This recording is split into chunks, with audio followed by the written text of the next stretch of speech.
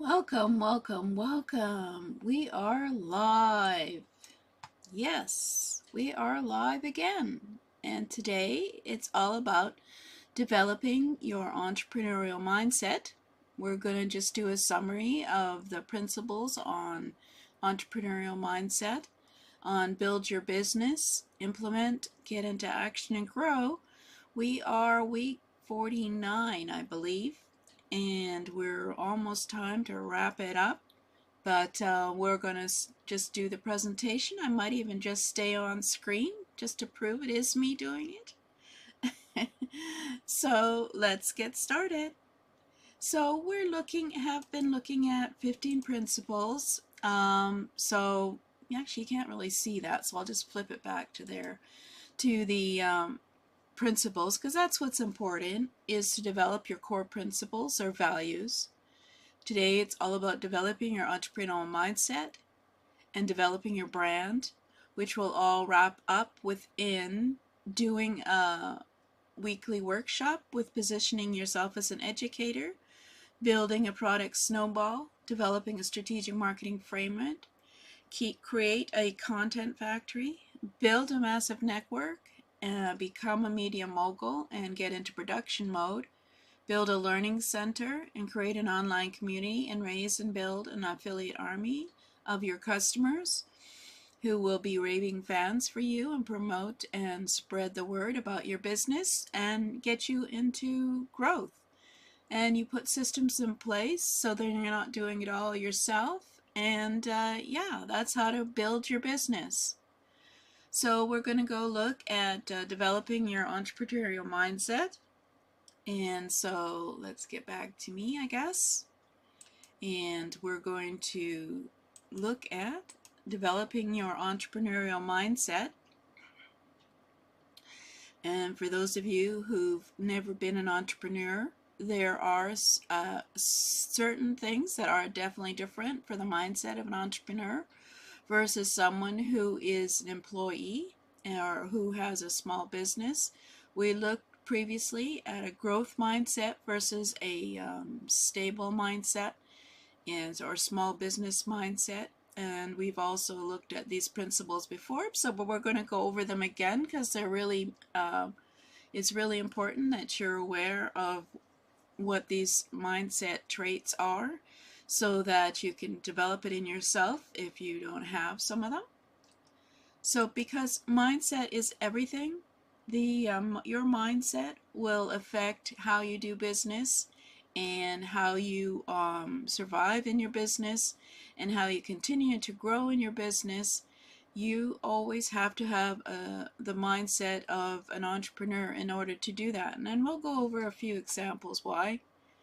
So let's have a look at some of the traits. One of the traits of an entrepreneurial mindset is to have a positive attitude. There are lots of challenges and issues in a entrepreneurial business. Basically, obviously, you never know what's going to happen the next day, so you always have to have a positive attitude, even when negative things happen.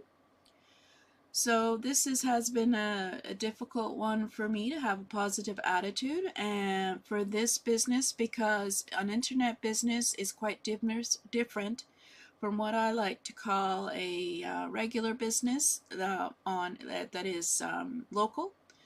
There are a lot of things, and it's growing very quickly in an entrepreneurial environment, so that you always never know what's going to happen next in the business. So if something negative does happen, you have to have a positive attitude and take a breath and take a pause and recalibrate and figure out what you're going to do next. So, for example, my story for my business is that I grew a channel of connections of people of over 10,000 who were following my trainings on my show. And then Google decides that Google decided they would close Google Plus because it wasn't something that they wanted to deal with anymore, and all those followers were gone, so I had to start from scratch again. So this could be a reason for me to quit as an entrepreneur, but I didn't, and I just recalibrated and decided what to do next. And there have been other challenges, and we could have a whole show just about all the challenges you can have as an entrepreneur when you're on the internet versus in what I like to call brick and mortar business. But we're not going to do that right now. We're going to talk about some of the traits of a successful entrepreneur. So one of them, of course, is to have a positive attitude about everything. And I like to say that failure is not, there is no such thing as failure. Failure is a mistake that you learn from. And so I learned from that episode that I had to be a bit more careful about relying on one platform. And that's probably why right now I'm on at least six platforms. No, it's just about 3 platforms, but like tons of pages on Facebook. Because I figure one of those will come through and I'll get a recording. Well, actually, I'm also recording it. But yeah, you always have to be aware that, well, that's one of my lessons, but that's not one of the principles. That's basically have a positive attitude, and then have passion, of course, for what you're doing day to day. If you're going to have any challenges and you have some negativity, and you have to have the passion to understand that you want to continue on and do what you're doing. It has to be something that you love. So don't pick something that you think, oh, everybody else is doing. For example, artificial intelligence. If you try artificial intelligence software and you're just it's just not you, don't go and do it.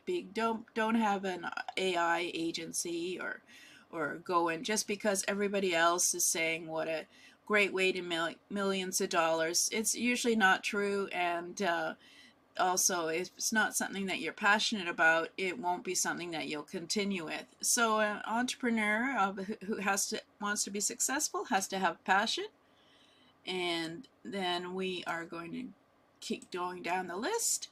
And an entrepreneur who's successful has to be an action taker. This is also one of the issues for me. Obviously, this is a consistent, authentic, and one of the ways that I can be an action taker is by doing a show. But as I said, I could write a whole book on entrepreneurial mindset and the failures and the successes that you can have as an entrepreneur. But basically, yes, you have to take action. If you don't take action, that's what Implement Club is all about, taking action and doing instead of just sitting back and watching. So that is another trait of a successful entrepreneur, is being an action taker.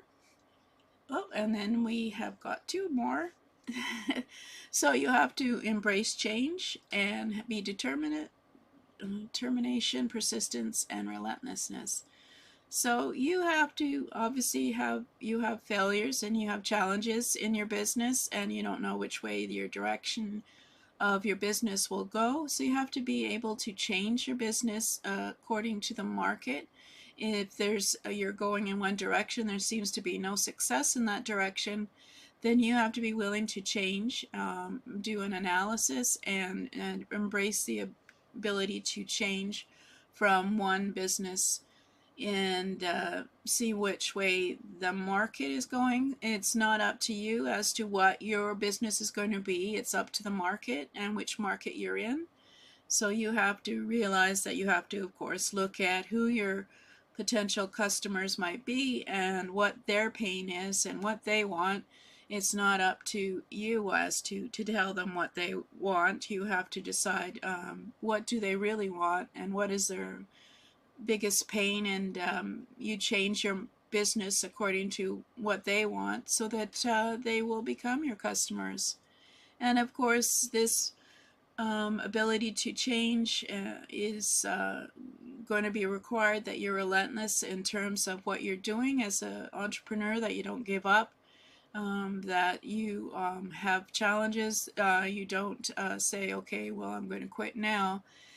you keep going and you're relentless, and if you can embrace change, then of course you can change your business according to the needs of the market. And of course, you have to take failure as feedback. Caleb Rojak was the one who said this, and I like to say, I don't speak failure. A failure is a mistake that is teaching you a lesson, basically. So you have to take failure as a feedback for your business, and you have to be willing to say, okay, why did this launch fail? Why did this product fail? Maybe it isn't failing, maybe it just needs to be tweaked a bit. You have to be always thinking about why things are happening, and you have to realize that there is no such thing as failure. It's just lessons that they are teaching you, and mistakes possibly that you learn from. So that's an important one for a successful entrepreneur. I'm sure, heard many stories of entrepreneurs who failed, and then they tried again and tried something new. Some of the well-known ones, they've had to experiment and try things differently. And if we could have a whole lesson on various entrepreneurs and what you learn from their failures. But I think one of the things that is it could be its own subject, is the why of why you're doing this as an entrepreneur, especially for the internet. The possibility of you being on the internet and why you're there. It has to be you really have to dig deep and figure out your why of why you're on the internet for it to help you to continue as an entrepreneur. My why would be my husband and I are in an entrepreneurial, we have our local engineering firm here, and because of the challenges of life, as you know, the expenses, etc., we will not be able to retire unless I also bring in an income and a business. So this is my big why. It's something outside of the entrepreneurial world. That makes you do what you do. So whether it's finding money for your retirement, or finding money to help your children go to college, or helping you to pay some of your medical bills, there has to be a reason outside of the entrepreneurial let's make money that is the reason that you get up every day and get to work doing what you do. So you have to have a big why, and this could also be another full lesson on finding your why, because the making money, being able to have the laptop lifestyle, those aren't big enough whys in order to do this business, in order to face the challenges, in order to face taking action and embracing change and having the determination. You need to have a big why behind all of this in order to continue and be a successful entrepreneur. And of course, you have to be patient and an action taker, according to Hector Lovais. Basically, everything doesn't happen according to your schedule.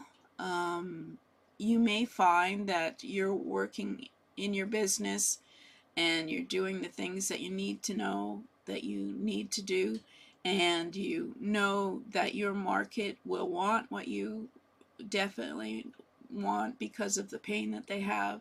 So you have to be patient and willing to either try again. If, for example, you send a product out to the market and there's no response, then you take that as feedback and you figure out and tweak maybe it needs to have a certain tweak so that it's more attractive, or maybe it's not something that they want. But you have to be very patient with this. Um, there is the myth out there that, of course, you can make millions just by being on the internet, and that's not going to happen anymore. Be an instant millionaire unless you're doing something illegal, basically. So unless you're the first to do it and it's a hot market, etc. So you have to realize that you're on the internet to have a business, not just to try and make a few millions and get off the internet. You have to be patient, but you also have to keep moving and taking action. You can't be sitting back and just learning. However, you have to be willing to learn. So you do have to be willing to learn. You have to be willing to learn because there's so much change going on the internet that you have to be willing to commit to learning certain things if you think you need them for your business. You have to be willing to be open to the idea of learning. You can and commit to spending some money on some courses that may be what you need.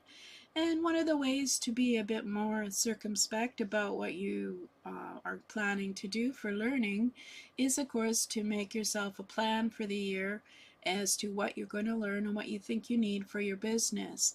I mean, there's a lot of tools and techniques out there on the internet, and you could decide whether, one, you're going to learn that tool, or two, you're going to hire someone else to do that tool, and how economic is that for you to do that, and do you really need that tool in your business?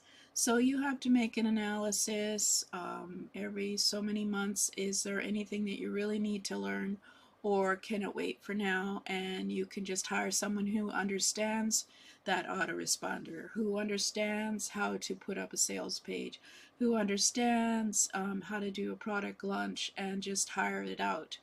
But you have to always, as a successful entrepreneur, be willing to learn. You have to be willing to learn. You can't stay static in like a small business mindset. And of course, you have to be willing to listen and share with others. So, as a successful entrepreneur, you have to be willing to listen to what's out there, what people are saying, but as well, you have to listen. You should have a mentor. You should have someone you follow. You should have someone that you can ask questions of, who's willing to mentor you, who's willing to coach you. Even as a successful entrepreneur, the the business of being on the internet, it changes so quickly from one year to the next that you have to be willing to adapt, you're willing to embrace change, be an action taker, and you have to be willing to listen to others and feedback as to what they're saying. And you also have to be willing to share with others. If you share with others, then you will be their mentor, and you will connect and make a larger network of people who you can share with, and who you can listen to, and be willing to listen to even someone who you think may not know enough to have the wisdom that you need. So as a successful entrepreneur, you always have to be flexible. So if you want to learn more about mindset, you could visit http://jgtips.com/mindset. I did a series on mindset and all these principles. I did one episode in my show back in 2016 where I gave tips on how you can, get a positive attitude, or how you can stop the negative talk, and that kind of thing. So I did a whole series on mindset, and it's also on my YouTube channel at Jane Gardner. My name you can spell, it's down there. And so we've gone over basically the 15 principles, But let's just quickly go over and say how with your mindset helps each of these things. So, with your mindset being open to change and willing to listen from others, etc., you can have that within your business as one of your principles that you share with others, so that they also get aware of the entrepreneurial mindset. Depending on your business, whether it's an e-commerce business or a printables business or a coaching business, you're always sharing your principles and your core values, and share what you learn about being an entrepreneur and your mindset, because as I mentioned, mindset is everything. So if you share that with others, they will absorb your wisdom, and you can develop your brand using your mindset. So you can, of course, share your expressions that you like to do, share your stories about entrepreneurial mindset and how it's affected your business, and of course, position within your weekly workshop as an educator, you can share something about your mindset, and you could build products on about mindset, from your experience, case studies, and of course, you could use mindset within your strategic marketing framework to attract the audience that you like and who would like to share with you. And of course, you can create lots of content with mindset and build a massive network of people by sharing some of your advice. And of course, use it in your media, get into production mode, do case studies. Put mindset is very important within your learning center. To be honest, anyone who has courses or trainings that they want to sell to others, they should start with mindset. For example, I'm doing one about getting on camera, and the first thing we talk about is mindset and getting over your own inhibitions about being on camera. So there's a lot of mindset always in anything that you do. And of course, your online community, you can have discussions about mindset and things that are stopping them in their business.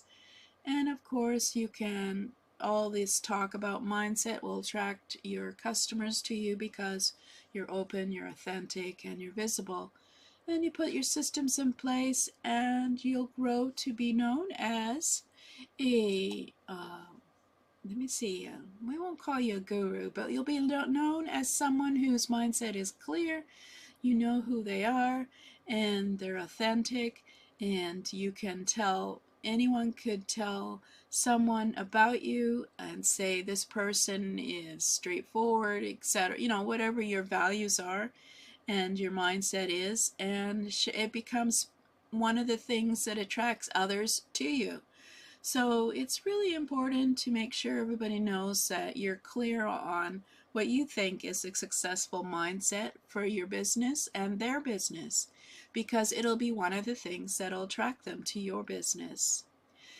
So I guess we'll talk about brand next time, and we'll continue on till about, I don't know if we'll do all of the rest of the principles, summarize them. We might. I do want to summarize the what we've learned over the last 49 weeks, but up to 52 weeks.